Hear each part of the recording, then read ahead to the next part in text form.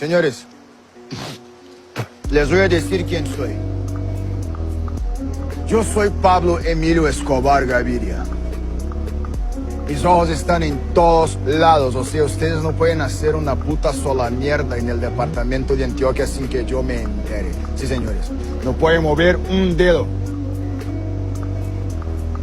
Un día yo voy a ser presidente de la República de Colombia. Y bien, me gano la vida haciendo negocios, así que pues fresco, tranquilo. Ustedes pueden aceptar mi negocio o aceptar las consecuencias. Plata o plomo. Ustedes eligen. Siapa yang belum kenal dengan Pablo Escobar? Yuk kita bahas. Sebelum lanjut, jangan lupa subscribe.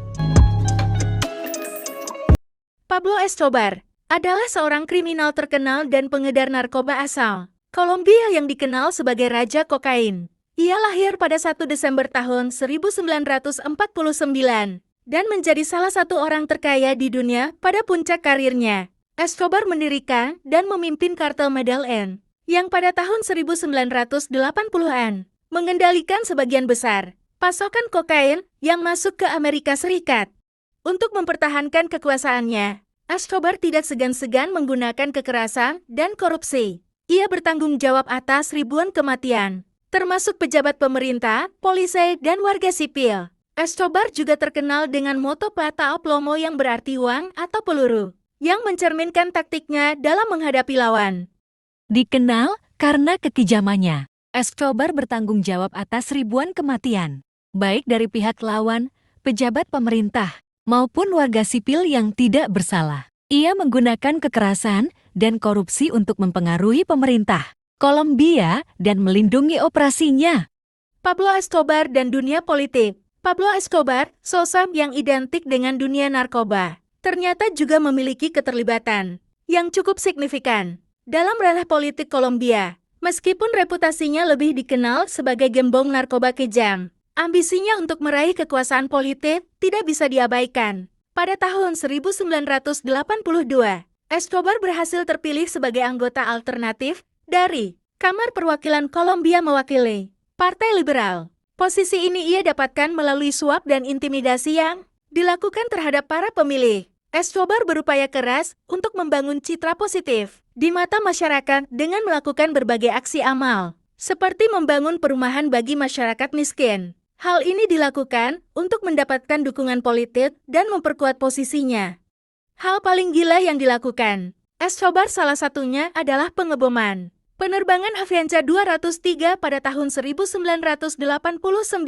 Insiden ini menewaskan lebih dari 100 penumpang dan awak pesawat, dan menjadi salah satu aksi terorisme udara terburuk dalam sejarah.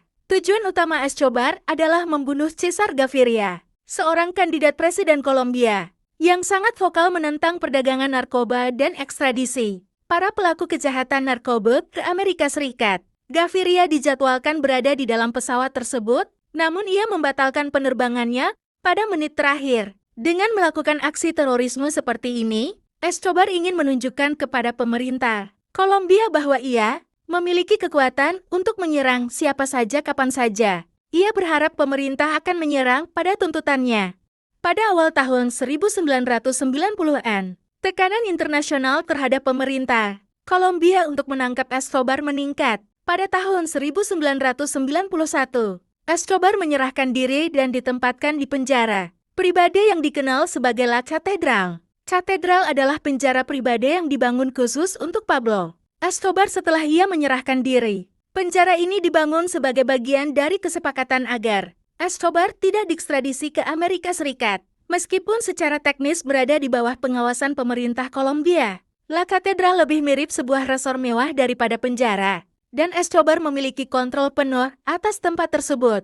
La Catedral dilengkapi dengan berbagai fasilitas mewah, termasuk lapangan sepak bola, bar, jacuzzi, dan area hiburan.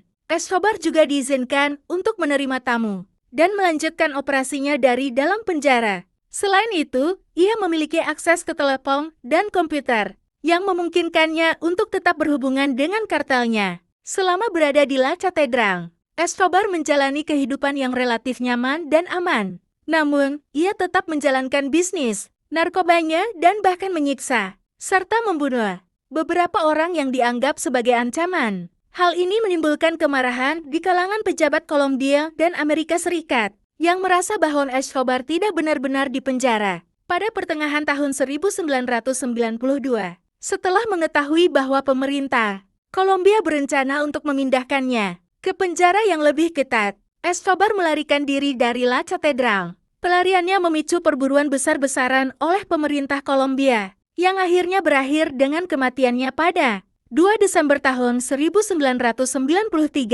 Pablo Escobar meninggalkan warisan yang kompleks dan kontroversial. Di satu sisi, ia adalah seorang kriminal kejam yang bertanggung jawab atas banyak kematian. Di sisi lain, ia dipandang sebagai penyelamat oleh beberapa orang di Kolombia. Hingga hari ini, kisah hidupnya tetap menjadi bahan perdebatan dan sumber inspirasi bagi banyak film, buku, dan seri televisi.